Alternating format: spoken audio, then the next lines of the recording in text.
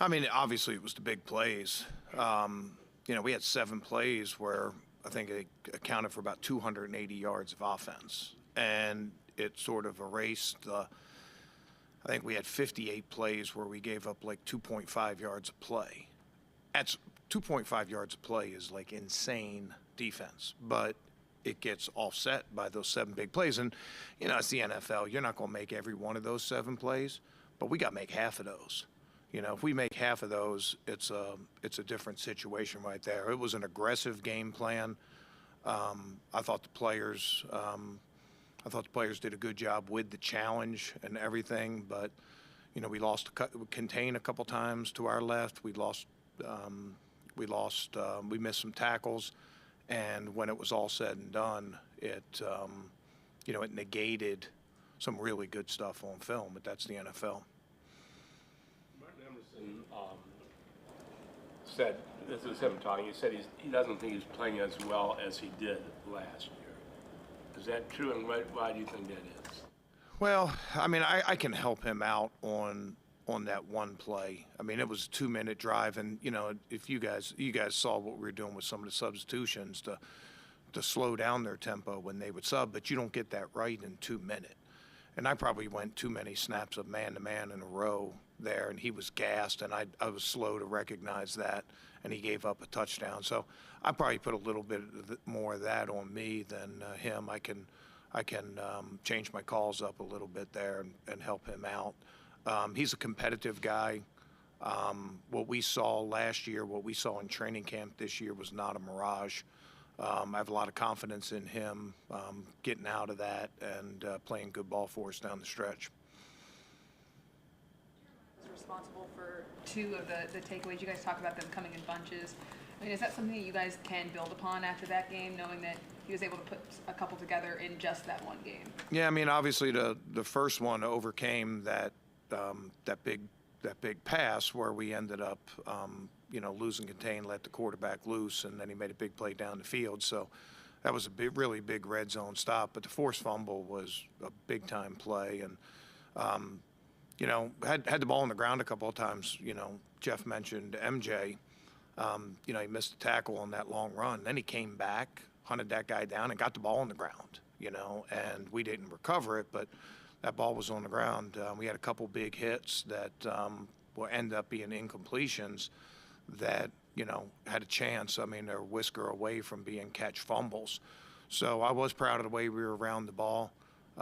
We'll make our share of those, and they are game-changing plays. How much have they, with the addition of Saquon, how have they kind of incorporated and meshed him and Jalen together in their running game? Well, Saquon might be playing the best of any running back in the NFL right now. Extremely strong, great vision, jump cut, using the passing game.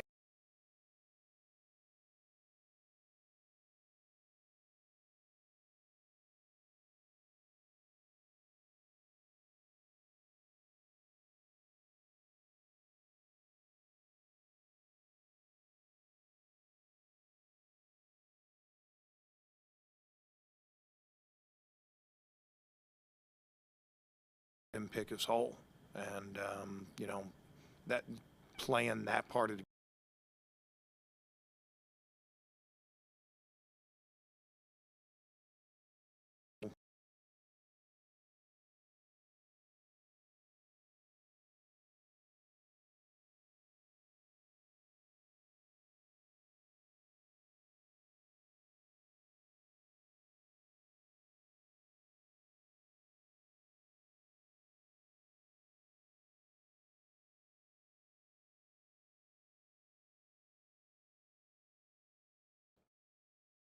different spots. A couple of them came at the end of games this year. Probably trying to make a play, maybe when it wasn't there. But, that's what playmakers do. They try to make plays. And, I think there's a lot of things that are important to us. Some similarities to last week and some things we should learn from last week. But, pressure on the quarterback generally can create mistakes. And then we got to be aggressive going after the ball. So, both of those things will probably play a part in this week. It's your former team. going to their place. How important would it be for you? How good would it feel to go there and get a win? Yeah, it's been so long. Oh, it really hadn't been that long. It's been 3 years and a couple games, but I was looking at the roster. There's only like 7 or 8 guys left. I mean, you talk about, how things change in the NFL, and that's a team that went to the playoffs all 3 of those years, went to the Super Bowl once. So you talk about like what the changes in the NFL. Yeah, there's not a lot of people I'll recognize.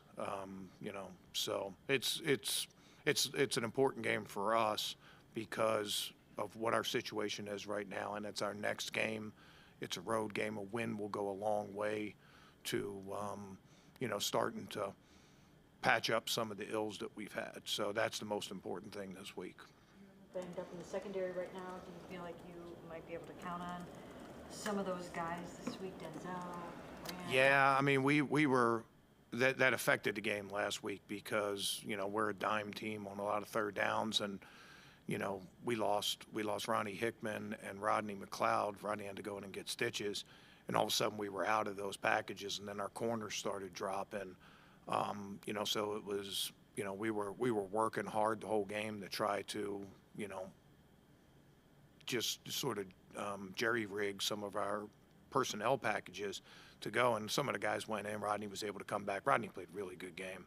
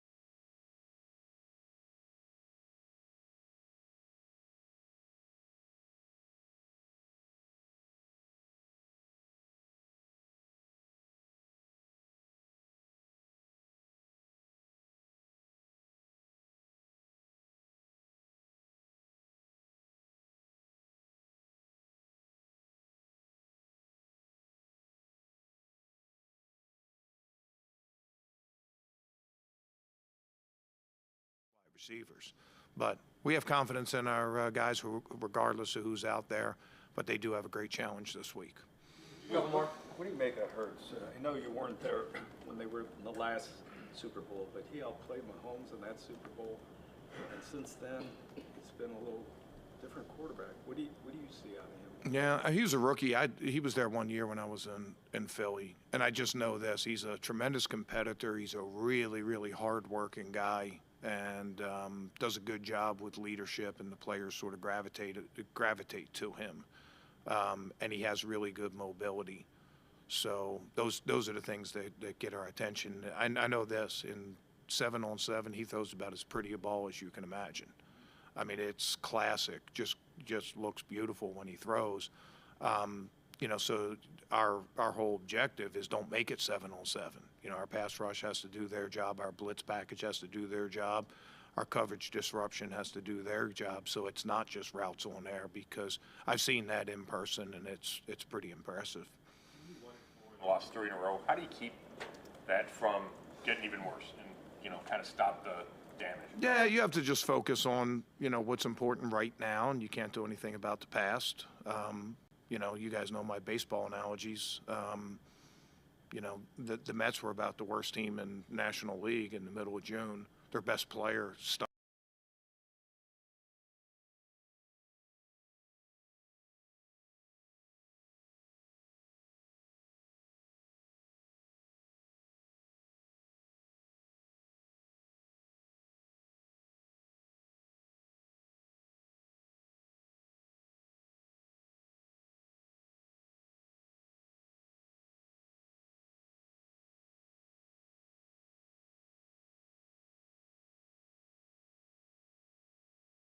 Intentional about their culture. at least, again, I don't know that firsthand, but, from what you hear, they were very intentional about that culture. And that's a tough one to survive, right? I mean, it's June, high expectations, highest payroll in baseball, all that different stuff, and you're playing terrible. They had lost, like, I think it was like 20 of 26 games or something like that. It couldn't have looked any worse, but, they were able to find their way out with some intentionality, and, and their best players started playing their best, and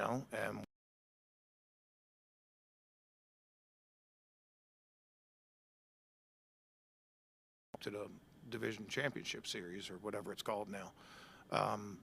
So I think there's a lot of lessons to be learned and stuff like that. Sports are awesome that way when it comes to, things that come up, and rewarding perseverance, rewarding intentionality, rewarding culture, rewarding people,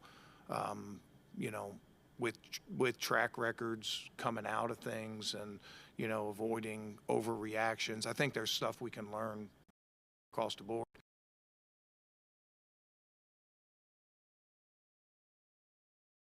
Best, whether it's early in the season, middle of the season, whatever it is. I think if I remember right,